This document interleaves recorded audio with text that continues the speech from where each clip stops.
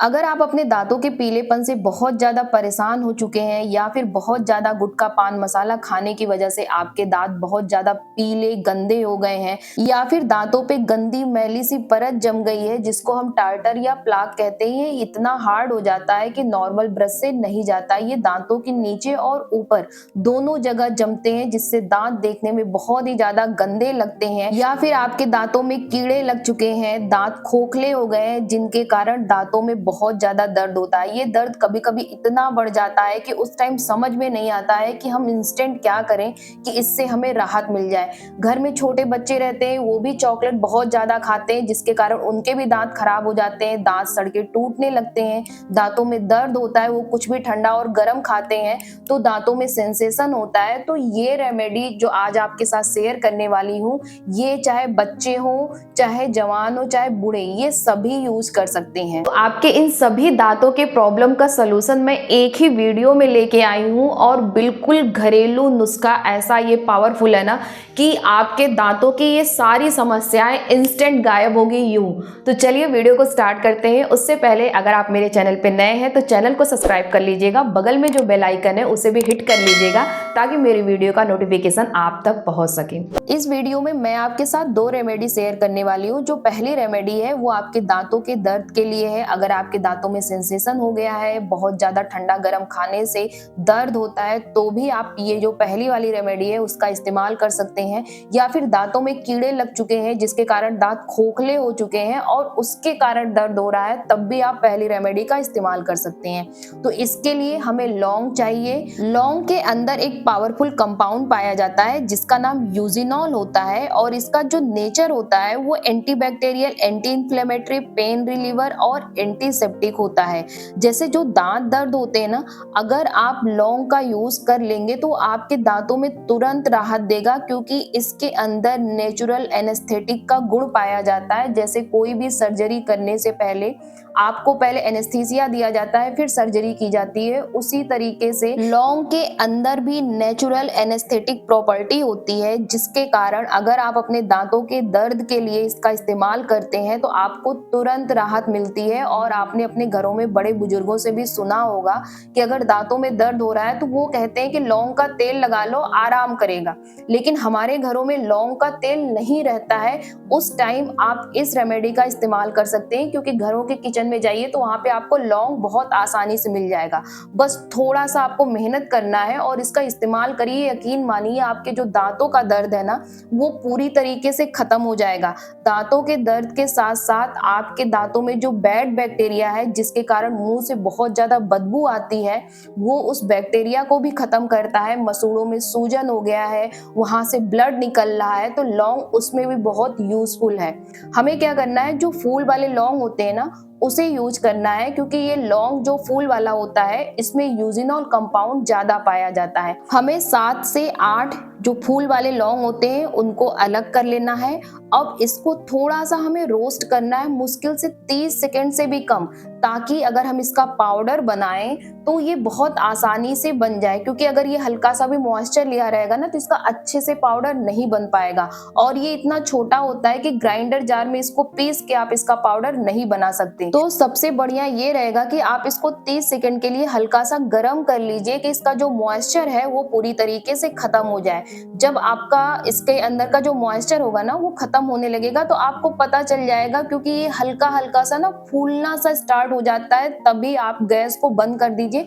इसको जलाना नहीं है, बस इतना करना है कि अच्छे से इसका जो मॉइस्चर है वो खत्म हो जाए। अब इसे थोड़ा सा रोस्ट करने के बाद आप चाहे तो सिलबट्टे का यूज कर सकते हैं या मेरी तरीके से मोर्टर पेस्टल का यूज कर सकते हैं। इससे अब ये बहुत ही आसानी से इसका पाउडर बारीक बन जाएगा, क्योंकि हमें बारीक पाउडर चाहिए।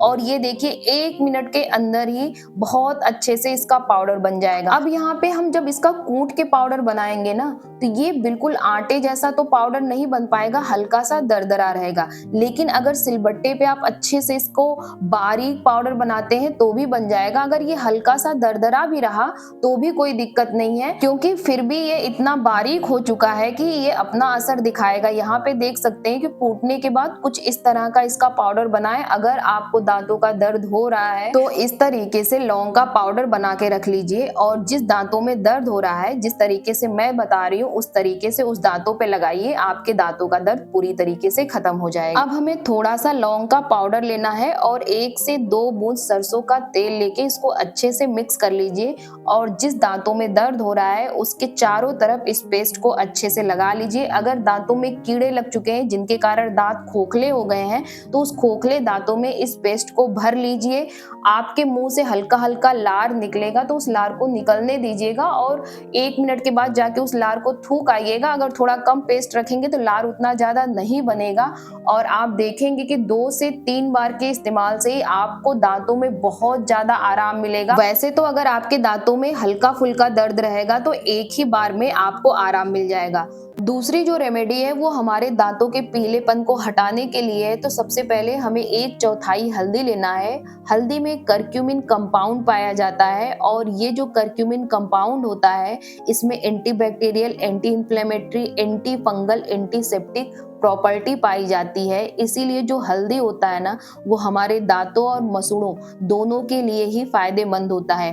अगर आपके मसूड़ों में सूजन हो गया है या दर्द होता है तो हल्दी उसमें भी राहत देती है। अक्सर आप लोगों ने सुना भी होगा कि अगर शरीर में दर्द हो रहा है तो हल्दी का दूध पी लो, आराम होगा, क्योंकि इसमें करक्यूमिन पाया जाता है। इसी तरह से ये हमारे दांतों पे भी अच्छे से वर्क करता है। दांतों के दर्द में राहत करने के साथ साथ अगर दांतों में बैक्टीरिया हो गई है, जो बैड बैक्टीरिया कहलाते हैं, जिनके कारण दांतों में बदबू हो रहा है, हल्दी उस बैड बैक्टीरिया के ग्रोथ को रोकती है और साथ ही साथ दांतों का जो पीलापन है उसे भी ये साफ करती है, मुंह की बदबू खत्म करती है। अगर मसूड़ों से खून आ रहा है तो उसमें भी ये राहत देती है। नेक्स्ट इंग्रेडिएंट यहाँ पे हमें चाहिए सेंधा नमक। एक सेंधा नमक हल्का पिंक कलर का आता है, वो हमारे दांतों के लिए बहुत ही ज्यादा बेनिफिशियल होता है क्योंकि इसमें नेचुरल मिनरल सॉल्ट पाए जाते हैं, जैसे कैल्शियम हो गया, मैग्नीशियम हो गया, पोटेशियम, सोडियम, एंटीबैक्टीरियल, ये सारी चीजें पाई जाती हैं जो हमारे मसूड़ों को मजबूत बनाती हैं, बैक्टीरिया को खत्म करती हैं, दांतों के दर्द और सूजन में राहत देती हैं। अगर मुंह से गंदी बदबू आ रही है तो आप सिर्फ सेंधा नमक को पानी में, गर्म पानी में हल्का सा गुनगुना हो डाल के अगर कुल्ला करेंगे ना तो आपके मुंह की बदबू खत्म हो जाती है। तो ये बहुत ही ज्यादा पावरफुल होता है हमारे दांतों के लिए और साथ ही साथ ये एक नेचुरल माउथ क्लीनर होता है जो हमारे मुंह के पूरे पीएच को बैलेंस करके रखता है, क्योंकि अक्सर हमारा जो दांत है ना वो तभी खराब होना शुरू होता है जब उसका पीएच गड़बड़ होता है, यानी एसिडिटी ज्यादा हो जाती है जिसके कारण बैक्टीरिया की ग्रोथ हमारे दांतों में होने लगती है। तो ये जो हल्का पिंक कलर का सेंधा नमक होता है वो क्या करता है, पीएच को सही करके बैक्टीरिया के ग्रोथ को रोकता है। नेक्स्ट यहाँ पे जो हमने यूज किया है वो नीम का पाउडर है। आप चाहे नीम की पत्तियों का यूज करिए, चाहे नीम का आप पाउडर यूज करिए, नीम के दातुन यूज करिए, ये सब हमारे दांतों के लिए बहुत ही फायदेमंद होते हैं। ये जो नीम का पाउडर है इसको मैंने पत्तियों को सुखा के पीस के बनाया है। नीम के अंदर antibacterial, anti fungal, antiseptic property पाई जाती है, इसीलिए ये हमारे मुंह की लगभग सारी समस्याओं को दूर करता है। कई घरों में आज भी जो बड़े बुजुर्ग होते हैं ना वो नीम के दातुन से ही अपने दांतों को साफ करते हैं, इसीलिए उनके दांत भी मजबूत रहते हैं, दांतों पे पीलापन भी नहीं रहता है और ना ही मुंह से किसी तरह की बदबू आती है, क्योंकि नीम में इतनी सारी प्रॉपर्टी होती है ना जो हमारे दांतों में किसी भी तरह के इन्फेक्शन को होने ही नहीं देता, क्योंकि इन्फेक्शन तब होता है जब बैड बैक्टीरिया का ग्रोथ होता है, तो ये नीम बैड बैक्टीरिया के ग्रोथ को होने ही नहीं देता है। इसके बाद यहाँ पे हमें लेना है बेकिंग सोडा। बेकिंग सोडा जिस तरीके से आप खाने में इस्तेमाल करते हैं, तो जिस चीज में भी आप बेकिंग सोडा का इस्तेमाल करेंगे वो उस चीज को सॉफ्ट कर देगा, चाहे आप ढोकला बना रहे हैं या कोई भी चीज बना रहे हैं। सेम वही ये काम आपके दांतों पे जो गंदी जमी मैल है ना उसके साथ करेगा। जब ये आप अपने दांतों पे इसका इस्तेमाल करेंगे तो जो एक गंदी सी परत जम गई है जिसको हम टार्टर या प्लाक कह रहे हैं, ब्रश करने से वो नहीं हट रहा है, तो सबसे पहले ये उसको सॉफ्ट कर देता है ताकि जब आप ब्रश करें तो धीरे धीरे वो गंदी जमी जो मैली परत है वो निकलने लगे। अब हमें यहाँ पे थोड़ा सा ही बेकिंग सोडा का इस्तेमाल करना है और इन सबको अच्छे से मिक्स कर लेना है। जब आप सब अच्छे से मिक्स कर लें तो ये कम से कम आपका आराम से 4 से 5 दिन के लिए चल जाएगा, क्योंकि बहुत हल्का सा ही हमें इस्तेमाल करना होता है, ज्यादा क्वांटिटी में हमें इस्तेमाल नहीं करना होता है। थोड़ा सा हमें इस पाउडर को लेना है और सरसों के तेल के साथ इसको अच्छे से मिक्स कर लेना है। कम से कम इसको थोड़ा टाइम दे के मिक्स करिएगा, लगभग 30 से 40 सेकंड के लिए, ताकि सारी चीजें आपस में मिक्स हो जाएं। और उसके बाद आपको ब्रश के हेल्प से पूरे दांतों पे बहुत ही हल्का प्रेशर दे के साफ करना है। पहले इसको अपने दांतों पे लगा लेना है, फिर 15 से 20 सेकंड के लिए दांतों को ऐसे ही छोड़ दीजिएगा। उसके बाद हल्का हल्का, चाहे तो ब्रश की सहायता से चाहे तो उंगलियों की सहायता से रगड़ते हुए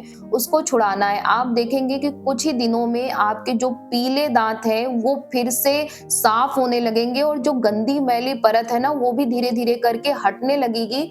आपको कुछ दिन के अंदर ही आपके अपने दांतों में काफी ज्यादा फर्क नजर आएगा और आपके दांत फिर से मोतियों जैसे चमकने लगेंगे। आई होप ये वीडियो आपको अच्छा लगा हो। अगर वीडियो अच्छा लगा हो तो वीडियो को लाइक जरूर करिएगा। ऐसे ही वीडियो देखने के लिए चैनल को सब्सक्राइब कर लीजिएगा। बगल में जो बेल आइकन है उसे भी आप हिट कर लीजिएगा ताकि मेरी वीडियो का नोटिफिकेशन आप तक पहुंच सके।